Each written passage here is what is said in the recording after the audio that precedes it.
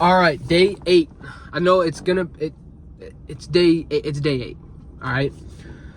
I'm gonna be in the same clothes because I'm recording back-to-back videos, so don't say shit. But day 8, we are going with the Memphis Grizzlies. Now they had not gonna say a bad offseason, not gonna say that at all, but they haven't really done much. Brandon Clark is coming back from, I think, that ACL injury.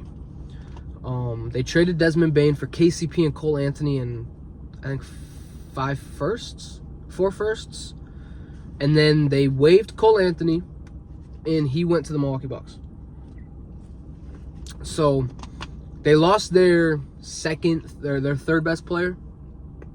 I think the more or less theory is going to really work for this Grizzlies team. I'm not saying that they're going to be a really good playoff team, but I think with just Ja and Jaren Jackson Jr., I think it could definitely work. Because Desmond Bane on this Grizzlies team, him being at 2 with John Morant not being able to play a lot of defense and Desmond Bane really needing to play defense, I think with KCP being there, you still have Jalen Wells, Jaren Jackson Jr., and Zach Edey. I think this could be a really big step for Jalen Wells. I think this is definitely a sign that Jalen Wells, you need to be that third best scorer on this team. And same with Zach Edey. I think Zach Edey needs to be the fourth leading scorer for this team.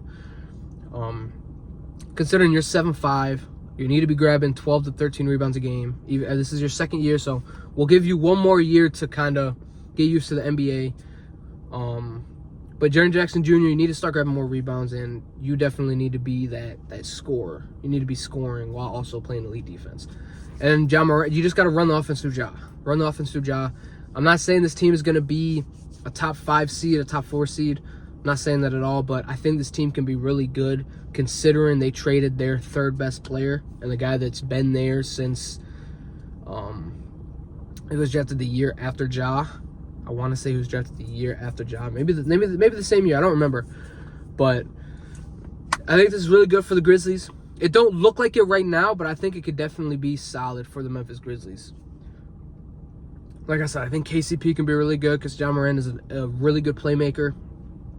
He's going to get KCP open, so hopefully he can hit his shots. Jalen Wells, again, I think this is a sign that Jalen Wells needs to step up on the offensive side because you don't have Desmond. That's 20 points that goes anywhere. I know John Morant's going to average a little bit more. Jaren Jackson Jr. hopefully is going to add a little bit more because I really hope this could be a 1-2 punch for a long time with John Morant and Jaren Jackson Jr. I really think this could be fun, and I really think this could be a really good just 1-2 punch, 1-4 duo in the NBA. Especially if John Morant can start hitting his mid-range or start hitting his three-point shot, I think it could be I really do think that this team can be solid with just these two. Just put the right pieces around. You add if Jalen Wells can be, I'm trying to think, if Jalen Wells can turn into a Cam Johnson type shooter with his defense, I think this could be really good.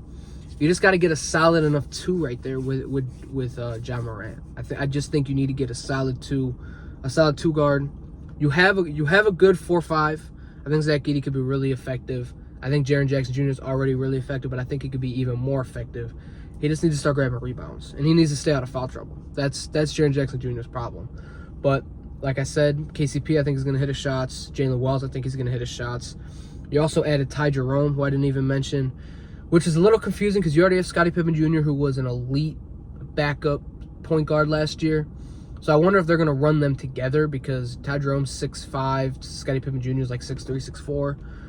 Scottie Pippen Jr. plays defense, so I mean I think that could work with Ty Jerome being the 2 or being the 1, Scottie Pippen Jr. being the 1-2, being able to play the defense and being able to play him like he can.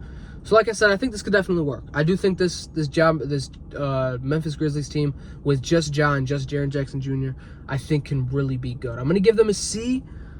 I'm gonna give them a C+, strictly because they got rid of Desmond Bane. All they got was KCP back because Cole Anthony was bought out, and they did get 4 firsts. It was 4 or 5 firsts. I don't remember exactly, but they got 4 or 5 first-round picks for Desmond Bane. I do like the value that they got back for Desmond Bane. It was a shocker that they traded Desmond Bane. But like I said, C+ for the Memphis Grizzlies in this offseason so far.